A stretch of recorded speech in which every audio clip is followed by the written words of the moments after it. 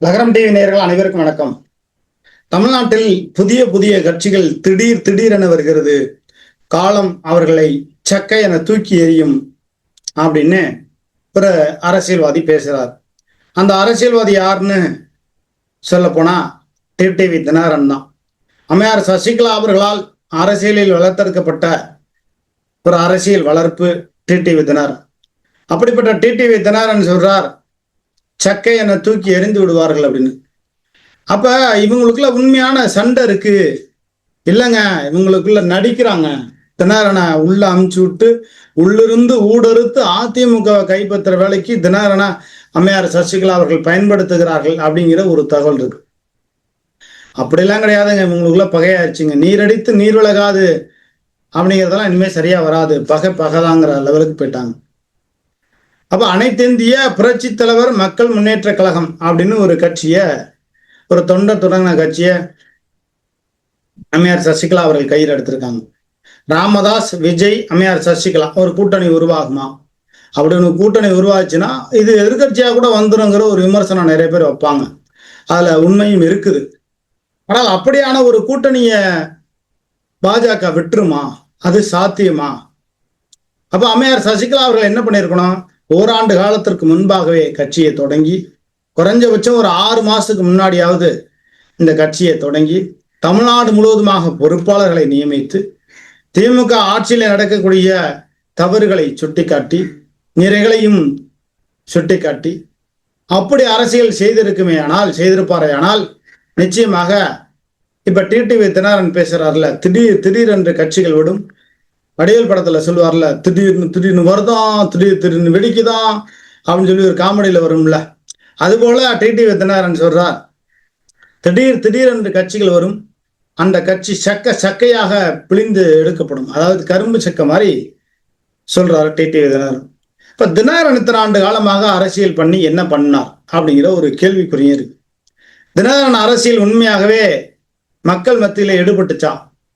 மேலூர் சாமி, வெற்றிவேலு இவருடைய ஆத்மாலாம் டிடிவி தினகரனுக்கு ஆதரவா இருக்குமா அப்படின்னா, டிடிவி தினகரனால வெற்றிவேல் பாதிக்கப்பட்டிருக்கிறார், மேலூர் சாமி பாதிக்கப்பட்டிருக்கிறார், அதுபோல இந்த திருச்சி ரெங்கராஜும் பாதிக்கப்பட்டிருக்கிறேன், இன்னும் பல ஆயிரக்கணக்கான பேர் பாதிக்கப்பட்டிருக்காங்க.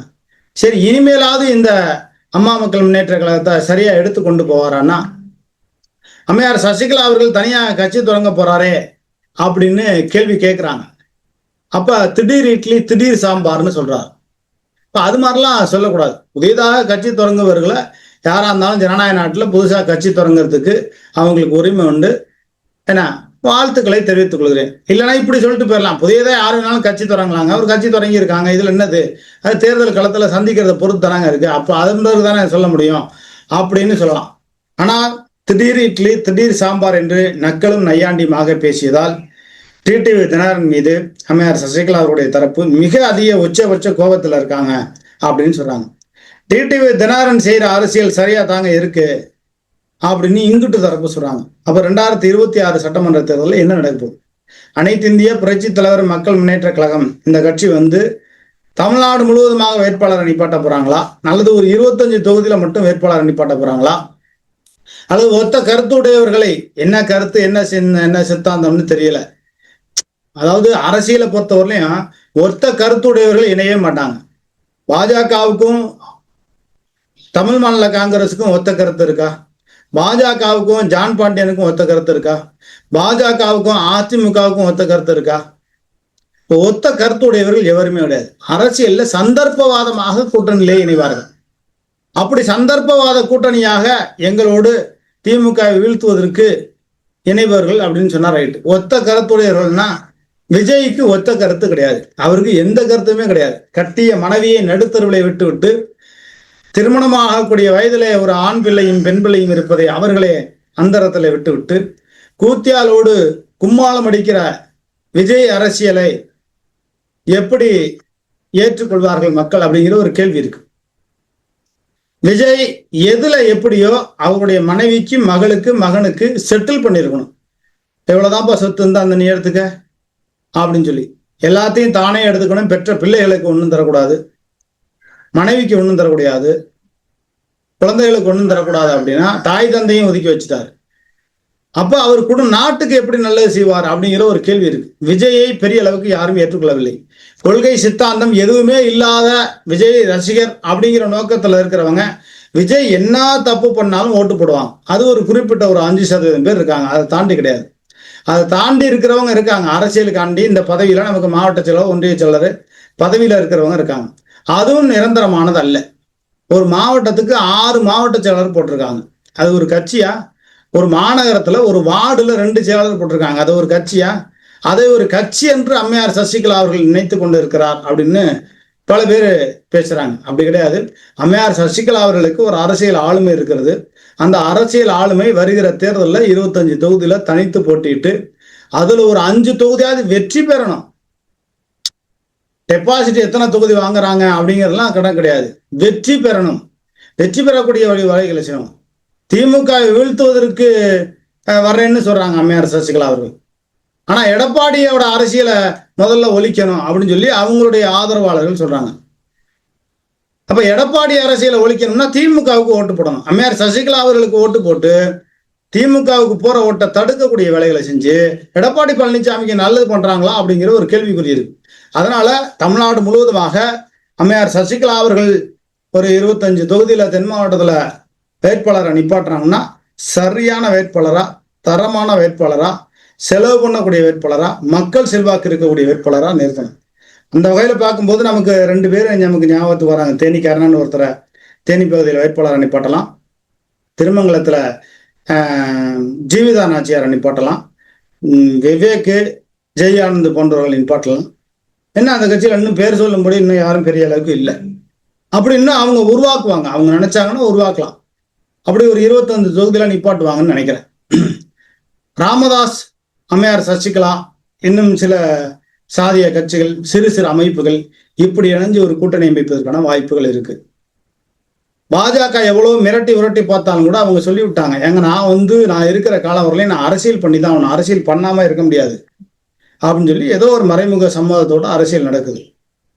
ஆனால் அம்மையார் சசிகலா அவர்கள் இந்த அனைத்து இந்திய அண்ணா திராவிட முன்னேற்ற கழகத்தை கைப்பற்றி ஆவாரா? அதற்கான வாய்ப்புகள் இருக்கா? RSS பாப்பார கூட்டம் விடாது.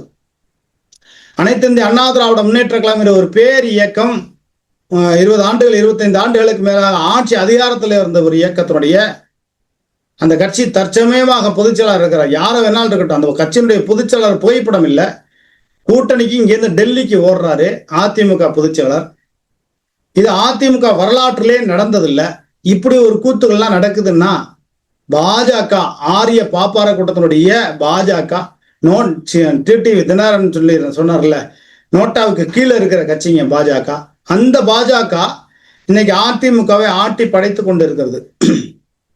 மோடி உட்கார்ந்துருக்காரு, எடப்பாடி பழனிசாமி இருக்காரு. எடப்பாடி பழனிசாமி கிட்ட ஒரு வணக்கம் போடாம நேரடியாக மோடிகிட்ட போய் கை கொடுக்குறாரு சுகாதாரத்துறை அமைச்சர்.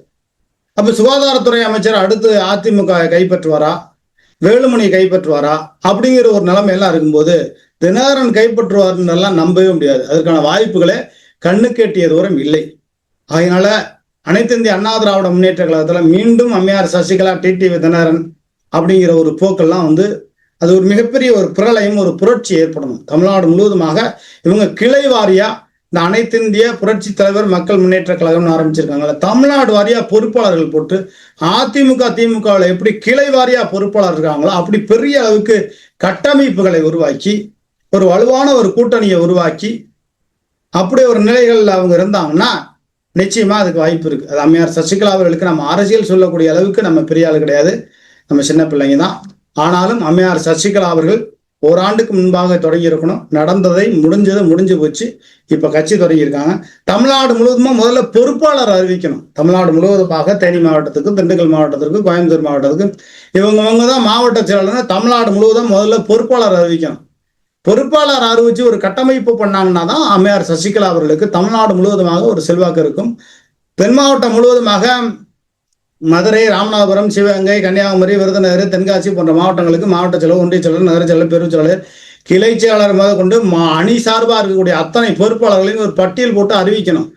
அந்த மாதிரி ஒரு அரசியல் கட்சியை செய்யணும். சும்மா நாங்கள் இன்னொருத்தர் தொடங்கி வச்சிருக்கிற கட்சி ஆரம்பிச்சிருக்கோம் அப்படிங்கிறாங்க. அது அவங்களுடைய அரசியல் பார்வையா இருக்கலாம், அரசியல் ஆளுமை அவங்கள்ட்ட இருக்கு, மாற்று கருத்து இல்லை.